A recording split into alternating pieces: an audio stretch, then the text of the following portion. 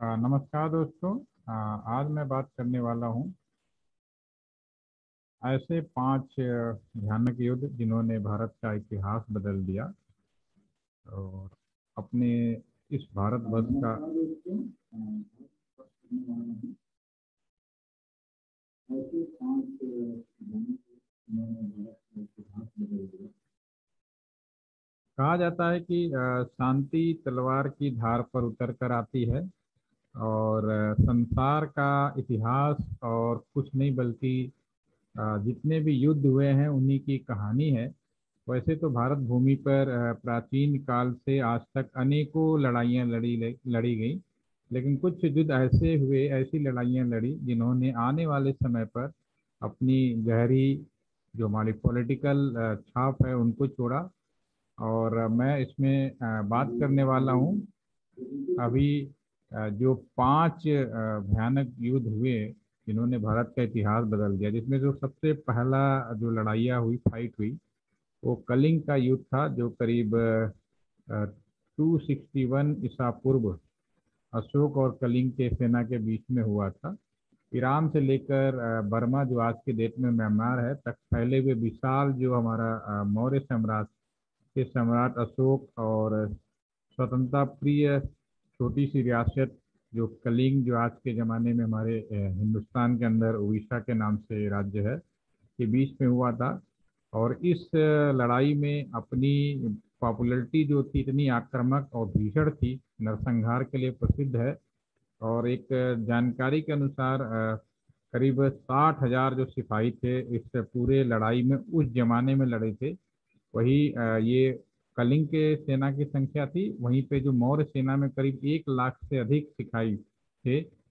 और कलिंग ने अपने आत्मसम्मान के लिए ये लड़ाई में पूरी हजारों की तादाद में अपने सामान्य सशस्त्र नागरिक भी युद्ध में तैनात थे। इस युद्ध में महान नरसंहार हुआ। लगभग समस्त कलिंग सेना पूरी तरह से बोलते हैं नेस्ताबूंद हो गई थी और मौर्य सेना को भी विजय का भारी कीमत चुकानी पड़ी थी। तो ये जो भी युद्ध हुआ, इसके भयानक जो भी रिजल्ट आए उसको देख के हमारा जो सम्राट अशोक थे उनका जो पूरा हृदय परिवर्तन हुआ और उन्होंने बौद्ध धर्म को स्वीकार किया और भविष्य में फिर कभी भी युद्ध ना करने का प्रतिज्ञा ली। और इस प्रतिज्ञा और भारत के शक्तिशाली सम्राट ने बौद्ध धर्म को ग्रहण करके अहिंसा के पाथ पे चलने का जो प्रभाव भारत के इतिहास पर हमेशा के लिए लिख गया। बौद्ध धर्म का काफी प्रचार प्रसार हुआ और फिर एक समय ऐसा हुआ कि अधिकांश राजा जितने भी आसपास के राजा थे और आज का जो हमारा अफगानिस्तान है, पाकिस्तान, पूरा आपका पूरा हिंदुस्तान, नेपाल, ये पूरी की पूरी एरिया काफी प्रभावित हुई बौद्ध धर्म से।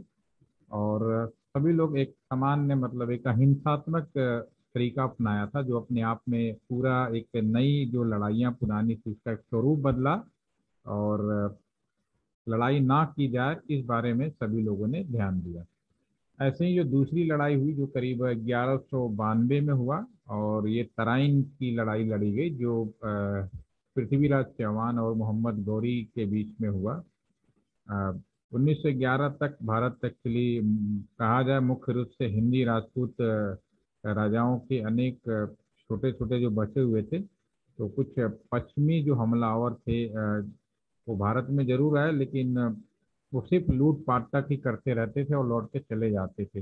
लेकिन ऐसा पहली बार हुआ जब सन 1911 में एक अफगानिस्तान के गौर प्रांत में मोहम्मद गौरी ने भारत पर अटैक किया और उसका मुकाबला दिल्ली के उत्तर पश्चिम में स्थित तराइन के मैदान में राजा पृथ्वीराज चौहान से हुआ। गौरी की हार हुई, लेकिन अगले वर्ष वो फिर और ज्यादा तैयारी के साथ सेना के साथ वापस लौटा और 1192 में तराइन के युद्ध में अपनी आक्रामक जो घुड़सेना थी और राजनीति से उसने चौहान की भारी भरकम सेना को हरा दिया। और पृथ्वीराज चौहान इस लड़ाई में पूरी तरह से हारे और उनकी डेथ हो गई। उसके बाद इस लड़ाई के बाद जो हिंदुस्तान के अंदर जो राजपूत राजाओं का जो लड़ाई था, धीरे धीरे वीकनेस, कमजोर कह सकते हैं, समाप्त हो गया। और उस तरह से इंडिया के अंदर एक इस्लामिक शासन की भी शुरुआत कह सकते हैं, यहीं से शुरुआत हुई। उसके बाद सन 1526 में जो सबसे भयानक युद्ध हुआ, दैट इज द पानीपत का युद्ध था, जो बाबर और इब्राहिम लोदी के बीच में लड़ा गया। और दिल्ली पे सल्तनत, लोदी सल्तनत का, जो इब्राहिम लोदी था उसका राज्य था। दिल्ली के पास स्थित पानीपत में काबुल के शासक बाबर और इब्राहिम लोदी की सेनाओं के बीच में भयानक सा युद्ध हुआ। और लोदी की सेना संख्या में बहुत अधिक और ज़्यादा शक्तिशाली थी, किंतु उस समय के सामरिक हथियारों के में वो कहीं से उन्नत नहीं थे। लेकिन जो आपका बाबर सेना थी उसके पास तोपें थी, अत्याधुनिक जो औजार थे वो उनके पास में हुई थी। इस लड़ाई के दौरान ही वो इब्राहिम लोदी की मौत हो गई थी।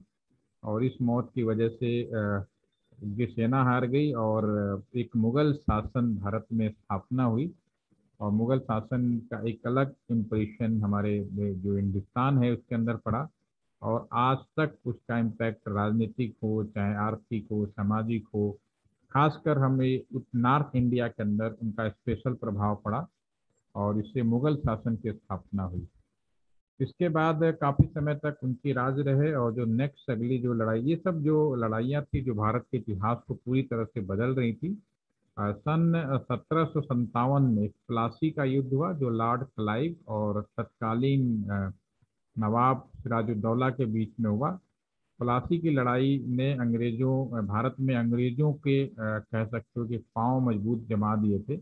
तो लॉर्ड ललाइव क्लाइव के नेतृत्व में ब्रिटिश ईस्ट इंडिया कंपनी की सेना ने नवाब सिराजुद्दौला की सेना को प्लासी की लड़ाई में पूरी तरह से तहस नहस कर बंगाल में ब्रिटिश शासन का स्थापना किया। उस समय भारत में फ्रांसीसियों और अंग्रेजों के बीच में अ, व्यापारिक और भविष्य के सामरिक आधिपत्य को लेकर काफी लड़ाई चल रही थी। और सिराजुद्दौला फ्रांसीसियों के समर्थन में था। सन 1756 में उसने अंग्रेजों के कलकत्ता स्थित व्यापार केंद्र पर हमला कर मौजूद ब्रिटिश फौज का जो भी नरसंहार कर दिया। तो प्लासी की लड़ाई में मीर जाफर ने सिराजुद्दौला से थोड़ी गद्दारी किया और ब्रिटिश फौजों को साथ दिया। उस समय की अगर बात कहें, कहते हैं गद्दार बोल सकते हैं। इस लड़ाई के बाद कुछ समय बंगाल की कमान मीर जाफर के हाथ में रही, किंतु अंग्रेजों को चस्का लग चुका था और जल्दी उन्होंने वहाँ का शासन अपने हाथ में बंगाल में राज करने के लिए ले लिया और शुरू कर दिया। और कमाई हुई दौलत के बल पर अपनी सेना को और मजबूत बनाया और धीरे धीरे ये भारत के पूरे हिंदुस्तान के अंदर एक ब्रिटिश साम्राज्य की स्थापना कर डाली और अंग्रेजों का राज यहाँ पे स्थापित हो गया। एक इसी दौरान एक बहुत ही महत्वपूर्ण युद्ध था जो पांचवा था, जो इससे काफी प्रभावित हुआ, जिसे हम लोग कोहिमा का युद्ध कहते हैं। ये 1944 में ब्रिटेन और जापान के बीच में हुआ। इसमें भी बहुत प्रभाव हुआ हमारे देश के अंदर, जो हिंदुस्तान के अंदर। कोहिमा भारत में बर्मा के सीमा के निकट नागालैंड में स्थित है, हमारे आज का जो नागालैंड है। कोहिमा का जो युद्ध था इतिहास में पूरब के स्टालियन ग्राड के नाम से प्रसिद्ध है। यहाँ पर मिली पराजय द्वितीय विश्व युद्ध के दौरान जापानी जो फौज थे उनको मिलने वाली सबसे महत्वपूर्ण शिकस्त थी, जिससे भारतीय उपमहाद्वीप और संभवतः सारे संसार में जापानियों को आगे बढ़ने से रोक दिया।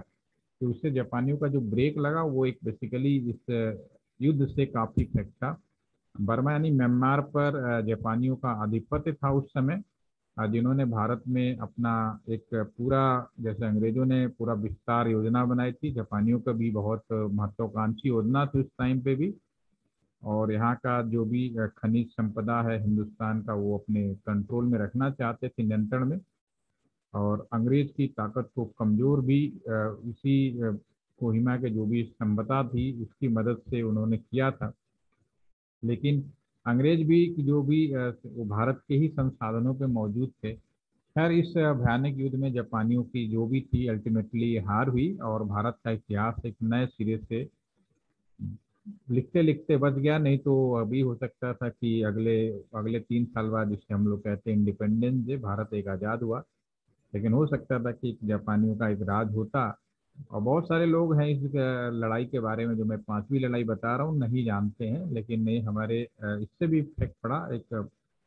और जो हमारा स्वतंत्रता जापानी कल अगर वो आ जाता, तो एक मेरा मानना था कि अगर वो जापान के जो शासन था वो यहाँ पे होता, और शायद हम उतने जल्दी और नहीं जीत पाते।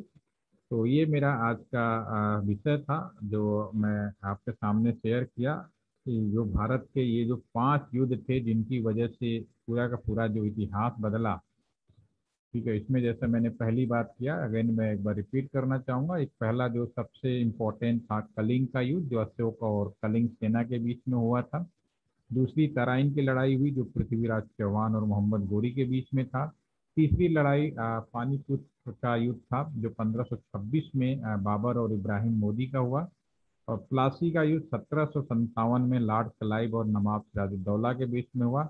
और जो लास्ट था, जो भारत के इतिहास में नए इंडिपेंडेंस बनाने से अदरवाइज हुए, इसमें एक, क्योंकि अगर इसका एनालिसिस करेंगे तो डेफिनेटली आपको मिलेगा, अगर ये इसमें जापान जीत गया होता तो शायद आज हम लोग फिर से और एक नई लड़ाई लड़ रहे होते। जो कोहिमा का 1944 में इंग्लैंड और जापान के बीच में कोहिमा में हुआ, नागालैंड हमारे स्टेट के बीच में। तो इसी तरह से मैं फिर अगली बार आऊँगा आप सभी के सामने। आज के लिए इतना ही। थैंक यू आप सभी को सुनने के लिए, हमें धन्यवाद।